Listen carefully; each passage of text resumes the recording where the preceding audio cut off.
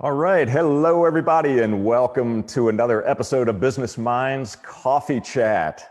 The goal of this show is to share insights, help to lift and inspire others, and deliver relevant, meaningful, and actionable content. What do giraffes have to do with business, life, and sales? Well, grab a cup of coffee and sit back because you're about to find out. My guest today is a husband, a father, an applied mathematician and former actuary, a microeconomic strategist, a best-selling author of over a dozen books, including Mastering the Art of Success with Jack Canfield. He's a sought-after speaker on transformational entrepreneurship and a consultant to billionaires, national brands, agencies, and family offices. And he has a goal of improving the lives of 1 million children while being a role model for his 3. I'm honored today to welcome Chris Jarvis. Chris, welcome. Chris, we need to unmute you. There's a lot of people in this world who wish I would never be unmuted, but I would say thanks for having me, and you couldn't have done a better intro. My mother would have said she couldn't have done it better herself. So glad to be here and hope to help. Fantastic. Well, I tell you what, why don't we start, Chris? Let's talk about your origin story a bit. I would love to get a thumbnail sketch. There's so many things that you've done, but if you could give us a thumbnail sketch, let's go backwards a bit. Where were you raised, and take us forward to where you are today and where the concept of giraffe selling came from. Okay, let's see if we can get through all this. I grew up in Providence, Rhode Island. I went to the University of Rhode Island where I majored in math, applied math, got out, worked in the actuarial department of a bunch of insurance companies, decided with a guy who had maybe a 200-second attention span that working for insurance companies with 200-year business plans was not a good idea, that I needed to get out. I went to business school and took the Myers-Briggs assessment, which essentially taught me that I was infinitely unemployable. And I had to figure out, well, now that no one's going to hire me, what the hell am I going to do? So I had to find a different path for myself and started working in the financial services world, writing books, speaking, helping really, what evolved to helping really wealthy people ended up being a lot about saving taxes. And essentially, when you save people taxes, the people who want to save taxes make a lot of money. And what I learned is that people who make a lot of money do a lot of wacky shit. I don't know how else to put it. You don't make a lot of money by just showing up early and staying late and being a good guy and following through on your promises. People who make a lot of money, millions and millions of dollars, hundreds of millions of dollars, billions of dollars, they all do something really different. And so what I didn't realize was while I was working on tax and investing in all the financial services, what I was really getting was something much more valuable than the MBA I have. It was a life MBA, an entrepreneurial MBA, a success MBA of how do people really do it. So after meeting with thousands of those people, that's the stuff that I learned, applied to my own business, sold it, and now I'm spending most of my days helping other people build theirs. Excellent. Thank you for that. I appreciate it. Well, let's talk about gifts and gratitude for a moment. You had an experience recently with your dad, which you stated has given you a whole new perspective. But would you share that story with us, and what are the lessons learned? Sure. So in the middle of this whole, COVID-19 shutdown, whatnot, we all have, interesting things going on. I'm almost 50, so I'm in that sandwich generation where I'm taking care of my kids and worrying about my parents. So I have 2 parents, they're divorced, but they live back in Rhode Island, both have cancer. My dad, and I have teenagers, so you get the interesting combination of all that. My dad has multiple myeloma, and for the last 3 months, he's either been in clinical trials for cancer or he's been sick in the hospital with the flu and pneumonia. So here he is in the hospital, not doing well. I can't go visit him. And then I get the call, hey, good news, we're going to release your dad from the rehab hospital. It's like, good news. He lives in a condo building by himself. He's been in bed for the better part of the last 3 months. He has no idea how serious this COVID thing is. How the hell is he going to take care of himself? I mean, he has to go in and out of a condo building with a lot of people. He has a compromised immune system to begin with the myeloma and all the recent therapies he's had for cancer. Plus he's had, he's had the flu and pneumonia, and this is a respiratory issue. So I thought, shit, this guy's going to die. I mean, he's not going to live if he doesn't, if we don't find some way to figure this out. So I called a client of mine. I rented his jet and I flew back to Rhode Island and picked him up from the rehab hospital and extracted him from Rhode Island and brought him back. And I posted a bit on social media. And what was interesting about the gratitude was I've been very successful, and with most of my success, I felt guilty. I felt guilty doing things for money. I felt guilty making as much money as I did.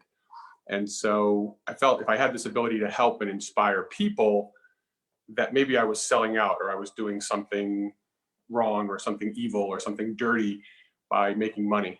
So for me, it was a moment that I realized on the plane flying back east that I have the financial resources and I have the ability to do that. And wow, that's pretty cool. So stockpiling money isn't really anything to be excited about, but if you have it when other people need it, it's pretty special. So I guess I was tricking myself or trying to tell myself that maybe I was making this money that I could change lives in the future.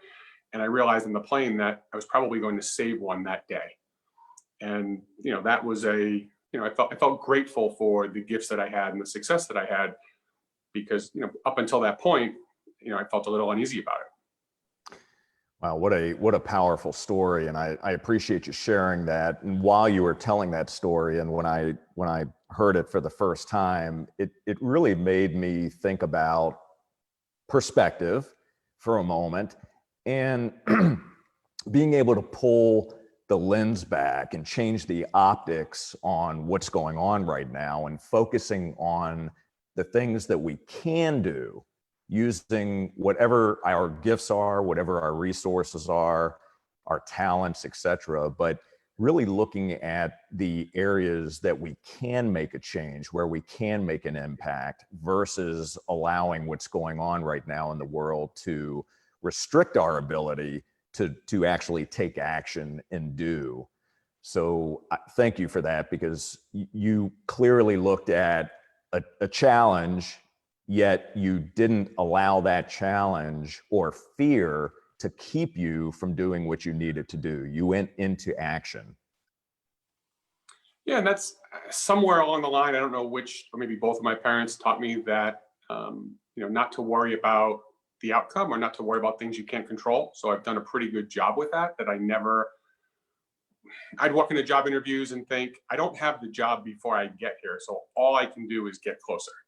I'd walk into standardized tests. I have a 0 on the test right now. So when I go in, I'm only going to get points, right? I can't lose anything.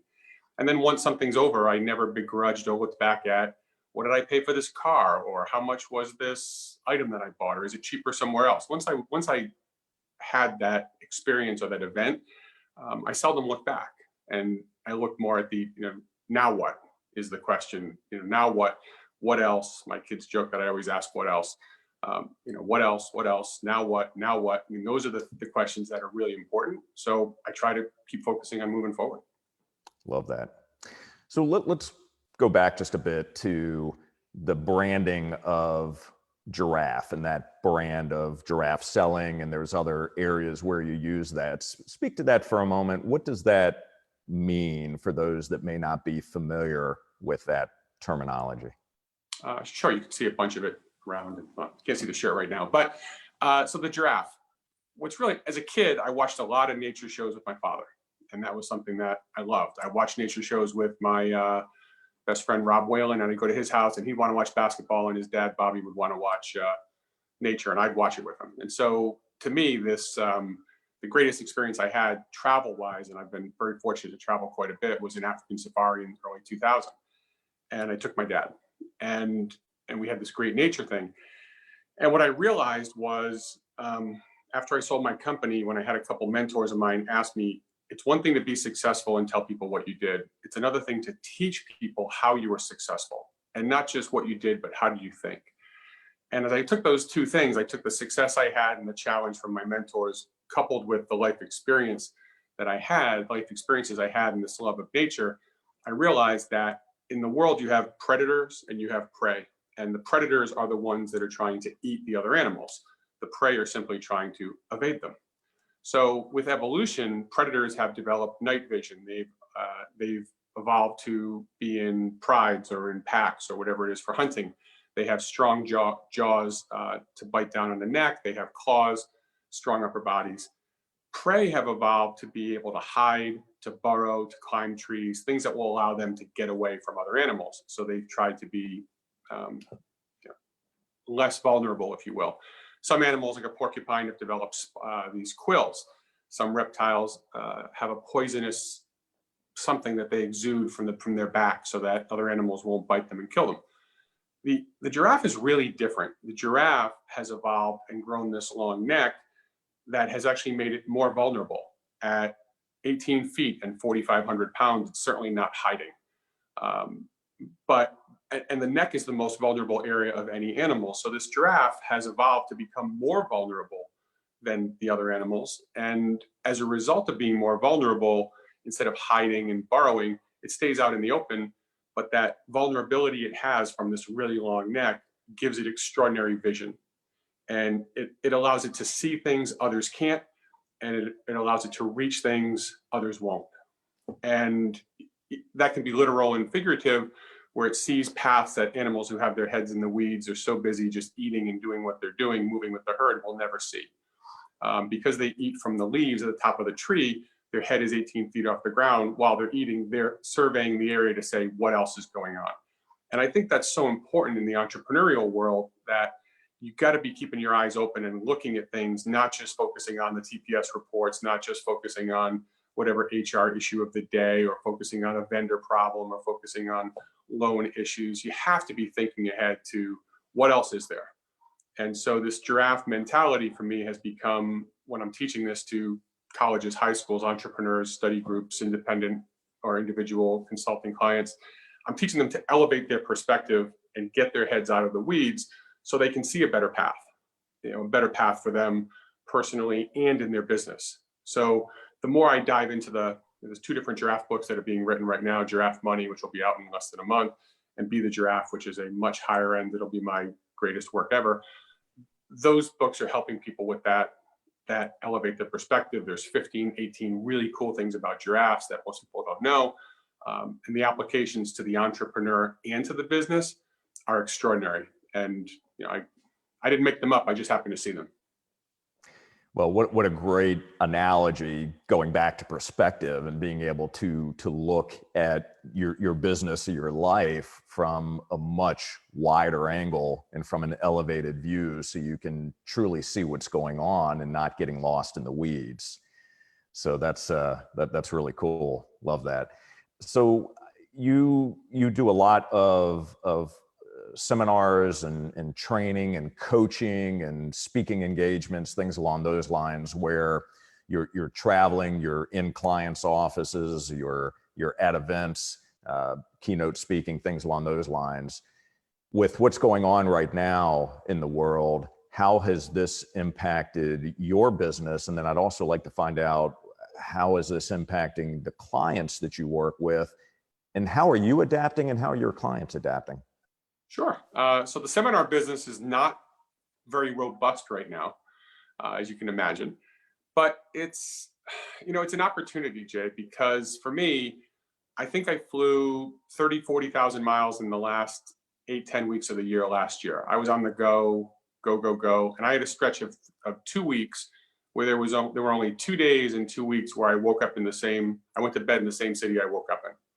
So I was moving a lot, flying a lot, and seeing people and doing a lot of things.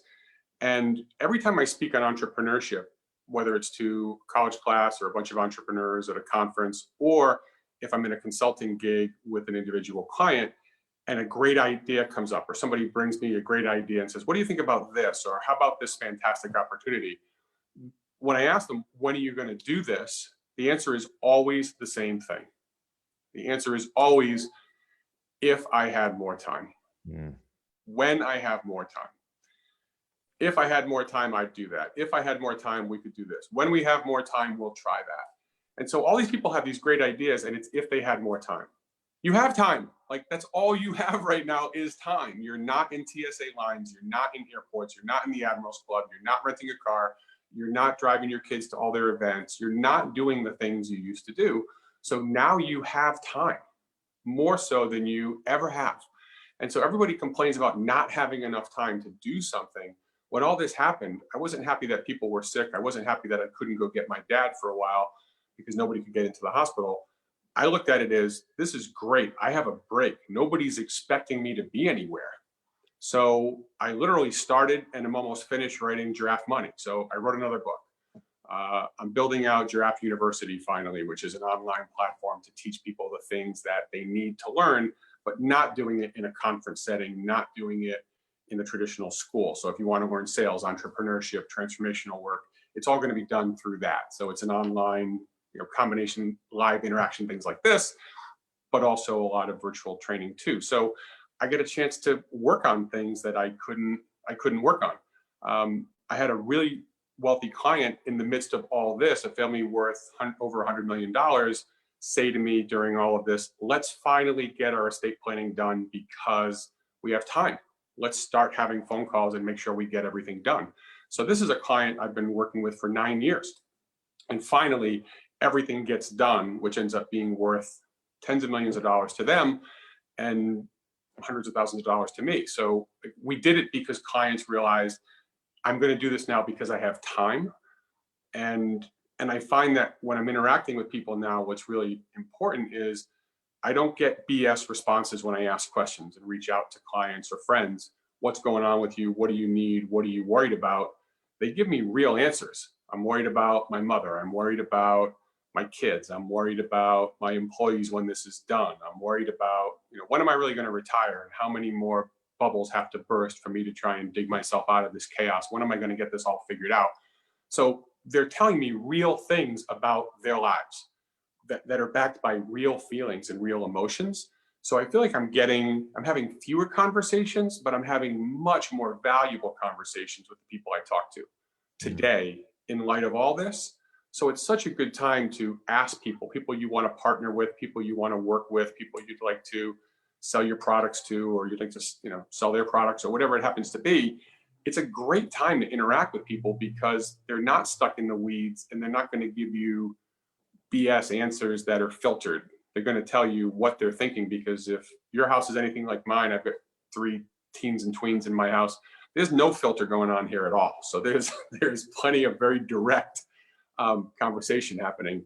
And, that's what happens. So I see this as a huge opportunity to interact with people and find out what's really going on, because people aren't as filtered as they used to be. And you get to find out what's really important. Then you can go try and help them solve those problems as opposed to wasting time on, some RFP or some little project that nobody's really that excited about. You don't waste your time trying to work on that. Yeah, thank you. I appreciate that. You mentioned the kids at home, and I'm going to go back to business in just a moment, but I do want to speak to the kids at home and families in general. There seems to be a lot of fear in the air. We read about it daily. We see the news headlines. And how are you and your family navigating through this? How do you help your kids have reframe the story on this a bit, have the right type of mindset, and look at the positives and focus on the opportunities? What are those kinds of conversations like at home? I'd say there's 2 different things. One's probably a little better than the other, but we do try and point out that it isn't nearly as bad as they think it is. So we're in a 7,000 square foot house. We have a pool. We have a hot tub. We have a big yard. We have dogs that they can go walk. They've got a pretty good setup here. We have power. There's God knows how many TVs with billions of movies and video games and other things that are here. So it's really not that terrible a thing. And my wife was an English teacher for a long time, so we'll bring up things like, how about Anne Frank? Like, let's look at that and see, what kind of situation some people have. And right now we have power. We can talk to people. We can do Zoom calls. So we try to give them a little bit of that, which isn't, most kids don't respond, as you can imagine, very well with the, I walk to school, barefoot in the snow, uphill both ways. That story doesn't go over so well. The other lesson is more of a mentor of mine, friend, business partner, colleague, Jack Canfield, has, because I'm a mathematician, I like this very simple equation of E plus R equals O. And you have events in life, and then you have outcomes in life. And the thing that really matters is that R in the middle, in that if you want different outcomes, you're not going to change the event. You can only change your response. So if you don't like how something is making you feel, what is it you can do differently to change this? So more or less, it's on you. If you're a tennis player, I think it's more of a return of serve, mastering that you're never serving in this game. I mean, everything is you're on the receiving end. What are you going to do with that? And we try to get them thinking, well, if you can't change it, why are you there? I've watched a lot more news now than I had for the last 10 years. And I probably have watched 40 minutes since this started, because I hadn't watched a minute of the news in the last 10 years, because I just get angry. So if I know it doesn't make me happy, why do I do it? And ultimately, people say, well, I need to know what's going on. I don't know if you need to know anything other than if there's a new bit of advice or a new restriction in wherever you happen to live, you can know what that is. But does it matter to me here in Texas, whether 693 or 677 people died in New York yesterday? I mean, it's unfortunate, but it doesn't change my life. So I can't, I try not to get caught up in that. So we try and get our kids focusing on, on some of how can you change that. And then there's the other piece of it. I guess I said there were two, but there really are three. The third thing with anybody who's in a bad place, one of the pieces of advice, some transformational advice, is getting people to think about, what do you want to come out of this? So when we get done with this, in a perfect world, we get to the fall, we get to the December, we get a year from now. Let's fast forward to April of 2021.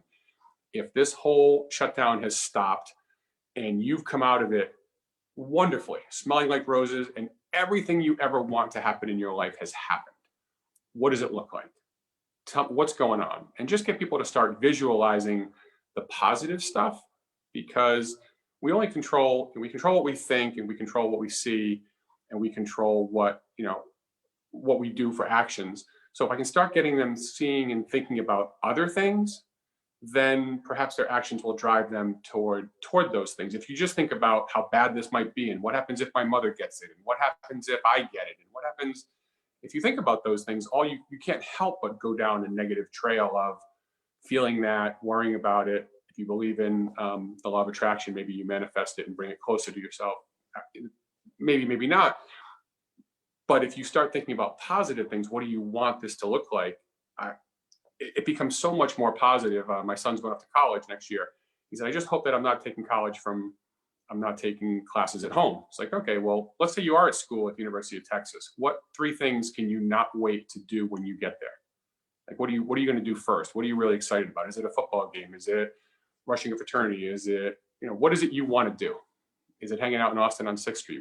And just try to get them to redirect their thoughts toward positive things, which then lead them toward thinking about positive things, which then, get them taking positive actions. So that was kind of a long one, but those are the kinds of things that we try to do to get people out of their, difficult mindset. Yeah, I think that's great advice, and that's good general advice that can be translated across all industries, all families. It really doesn't matter, because it's a wide open book there. So I couldn't agree with you more.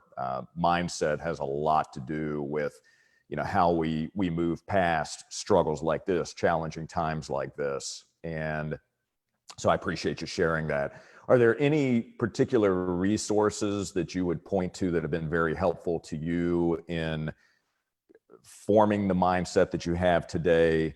Obviously, you have a dozen or more books. What other resources do you recommend? What other authors do you like to read? What do you like to listen to? Coaches, mentors? Yeah. Coach and mentor, Jack Canfield, who wrote Chicken Soup for the Soul. That's what most people know him for. He wrote a book called The Success Principles, which is great. And Jack, I have a call with him later today. He's doing a lot of free work right now and putting out conference calls and Zoom calls. And I'm a business guy who understands the value of psychology and transformational work. And that's really good work. He is that person who's been doing it for 50 years. So, Canfield Training Group, Jack Canfield, he's got a dozen different Facebook groups and is constantly putting out meditations and Zoom calls and coaching things. And, he's redoing his business model as well. So he's great. And there's a lot of good transformational people, but Jack being in his 70s, very young and active for his age, but very grandfatherly and warm and kind and loving. And so really has a good voice for what's going on today. I think he's a good person to follow. So looking into some of his stuff, I think would be really great. There's 100 transformational people. There's thousands of licensed transformational people all over the world, but he's one who's, I find, is really fantastic. Finding some meditations, I think, would be good. So guided meditations, I couldn't meditate for long, and then guided meditations really helped. And you just want to find a voice that you like. Maybe you like, a soothing voice of a woman. Maybe you don't, and you want to hear it from a man. Maybe you like the sound of someone with a British accent or an Australian or New Zealand accent. Maybe it's somebody with an Indian accent. It just depends on where you're from. But find somebody online and at least, get some time to do that. I would say those things are, really powerful and, help people get grounded in what's important for them. I know you talk more about reading and things. For me, if you could find some time first thing in the morning to do something for yourself before the day gets crazy, then you won't feel like the day has been lost. So if that's getting up and reading something funny, or it's watching comedians in cars getting coffee, which I do whenever I'm, I try and get a few doses of that, and I find that to be brilliant. And anyway, it's find something that just lets you get away. Do 20 push-ups, go sit in the infrared sauna, go for a walk your dog, meditate, do something, find some time to do something. And I think those things help people a bunch. Excellent. Thank you, Chris. Appreciate that. So speaking of the many books that you've written, there is one particular book that you've written that you and I spoke, and you are generous enough to make an offer to all of our listeners. Could you mention what that is and that book? We talked about connections, and the thing that I have is this is a little sales book. It's short, but it's 101 questions to better connect with clients. This is on my website, bechrisjarvis.com. It's a PDF. It's not super long, but there's 101 questions for you to ask. It's $20, but if you use the code COFFEE, COFFEE, on the website, it's free, and it gives you 101 questions. Now, these are questions you can ask your kids. These are questions you can ask your neighbors. These are questions you can ask your employees, your boss, anybody who might be out there, and just to help stimulate conversation about things that matter to them. So if you can get a better connection with people and figure out what matters with them, I find that asking some of these questions, even before I get to asking business questions, just helps open up the interaction and the dialogue, because you're talking about things that matter to people. And Harvey Mackay had the Mackay 66, which was he did a bunch of great books, but Harvey kind of started this whole thing of get to know your people really well. That I believe with all the businesses that are going to shut down and the enormous unemployment we're going to have, I'm estimating 30-40% of the population may not have a job soon. You're going to have to make yourself really valuable and make valuable connections with people. And the way that you're going to do those things is by making connections, but by being valuable is understanding what's important to them, so you can then find out whether or not you can provide things that matter to them, as opposed to just filling out TPS reports and showing up to business on time. So hopefully that's a booklet that's helpful, and I'll be offering some more things as we go along too. Fantastic. Thank you so much for offering that to our audience. And we are about a minute left. I wanted to make sure that we gave you an opportunity to share the best way for others to be able to connect with you. So if they want to learn more about the books that you've written, and you've written some great books, the different media that you have available, where can they follow you? Where can they get all this information? Sure. The website is thechrisjarvis.com, TheChrisJarvis. There's giraffeuniversity.com or giraffeu.com, which is where a lot of new curriculum is being sent out. I'm at Twitter at Jarvis Chris. I'm on Facebook. I'm on LinkedIn. I'm in a bunch of places, so feel free to find me, and I'd be more than happy to send more material. And I'm constantly putting out more videos and more PDFs and more workbooks and trainings, and just trying to help entrepreneurs and wannabe entrepreneurs figure out how to do not just do something that's successful, but do something that's impactful for you and those around you. Love it. Well, you've certainly done that with many, many, many others. And we appreciate you spending some time with us here today. Wish you continued health and success and happiness. So thank you for joining us. Also, for all of you, thank you for watching. And if you found value in this episode, please like and share it. And until next time, my friends, stay healthy and optimistic, and remember that transformative change in your life and business begins with you, and nothing happens until you take action. We'll see you next time on Business Minds Coffee Chat. Chris, again, thank you so much. We appreciate it. Okay, thank you. Have a great day.